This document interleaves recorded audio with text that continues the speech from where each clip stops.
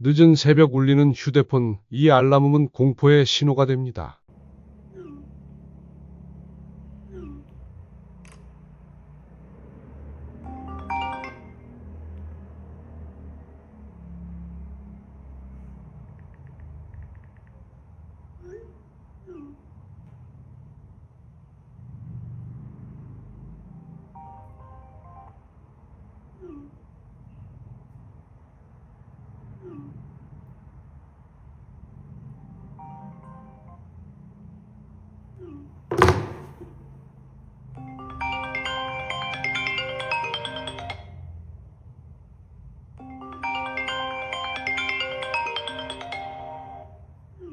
멈추지 않는 메시지, 계속 울리는 메시지는 그녀의 일상을 무너뜨렸습니다. 헤어지면 그만할 줄 알았어요. 그만하라고 수차례 말해도 계속해서 연락이 오더라고요. 새벽마다 잠도 못 자고 늘 감시당하는 기분으로 살았어요.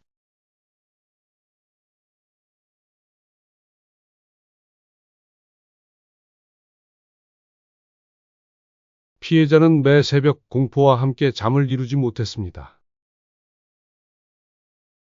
그렇다면 이 대화들, 단순한 감정 싸움일까요?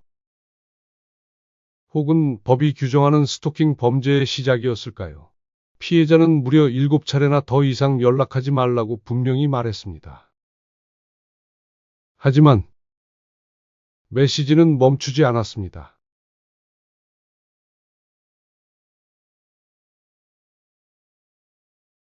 피해자는 실제로 얼마나 무서웠는가, 실제로 두려웠는가 느꼈다는 증거가 있어야 할까요? 법은 말합니다.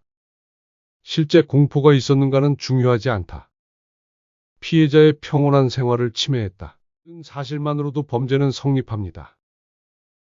이 남성은 정말 그 사실을 몰랐을까요? 아니면 알고도 멈추지 않은 걸까요? 가해자는 한두 번을 넘어 지속적이고 반복적인 방식으로 피해자에게 고통을 주었습니다. 바로 이 순간부터 스토킹 범죄가 되어버리는 것입니다. 연락하지 말라는 말, 가해자가 정말 몰랐을까요? 여기서 또 한 번 질문을 던져야 합니다.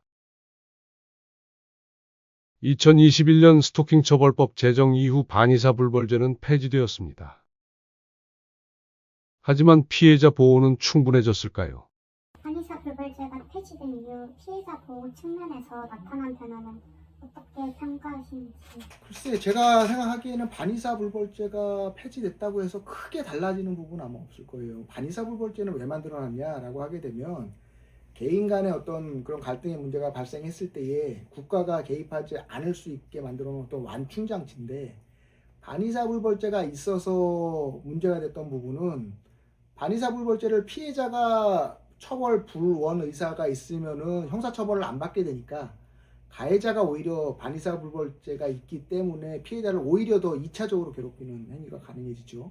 반의사불벌죄가 없어졌다라고 하더라도 스토킹 행위는 계속해서 많이 발생하고 있고, 그렇다고 해서 반의사불벌죄가 없어짐으로 해서 오히려 스토킹 행위가 줄어들게 되고 2차적 피해가 없어지게 된다라고 하면은 의미가 있겠지만, 아직 그게 유의미한 어떤 그런 검증된 어떤 그런 연구들이 없기 때문에 그 효과가 어느 정도 있다라고 말하기는 쉽지 않을 것 같습니다. 해외 주요 국가들은 이미 사이버 스토킹을 독립된 범죄로 규정하고 있습니다. 법률을 따라가지 못하는 걸까요? 해외 법률 중 한국이 참고하거나 도입할 필요가 있다고 보시는 요소가 있다면 무엇인가요?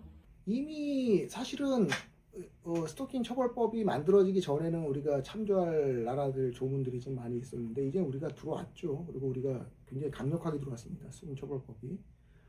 다만 아직까지 좀 미흡한 부분이 뭐냐, 처벌에 관한 부분은 우리가 어느 정도 근거 조문을 만들어 놨는데, 스토킹은 처벌 가지고 해결되는 범죄가 아닙니다.